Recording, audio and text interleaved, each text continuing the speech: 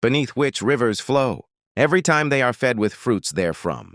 They say, why, this is what we were fed with before. For they are given things in similitude, and they have therein spouses purified, and they abide therein forever.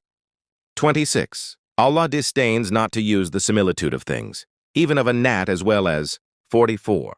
What can be more delightful than a garden where you observe from a picturesque height a beautiful landscape round you, rivers flowing with crystal water and fruit trees of which the choicest fruit is before you. The fruit of goodness is goodness, similar, but choicer in every degree of ascent. You think it is the same? But it is because of your past experiences and associations of memory. 45. The word gnat, a byword in the Arabic language for the weakest of creatures. In Master 41, which was revealed before this surah, the similitude of the spider was used, and similarly in Extase 73 there is the similitude of the fly. For similitudes taken from magnificent forces of nature, expressed in exalted language, see 19 above. To Allah, all His creation has some special meaning appropriate to itself, and some of what we consider the lowest creatures have wonderful aptitudes, e.g. the spider or the fly. Parables like these may be an occasion of stumbling to those who forsake the path. In other words, those who deliberately shut their eyes to Allah's signs, and their penalty is attributed to Allah. But lest there should be misunderstanding, it is immediately added that the stumbling and offense only occur as the result of the sinner's own choice of the wrong course. Verses 26 and 27 form one sentence and should be read together.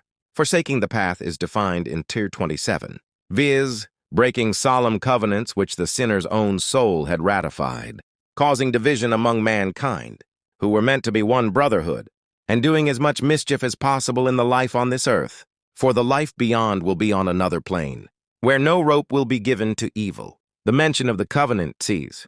27 has a particular and a general signification. The particular one has reference to the Jewish tradition that a covenant was entered into with Father Abraham that, in return for Allah's favors, the seed of Abraham would serve Allah faithfully.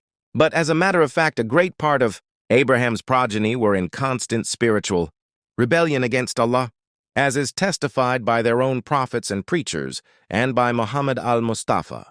The general signification is that a similar covenant is entered into by every creature of Allah for Allah's loving care.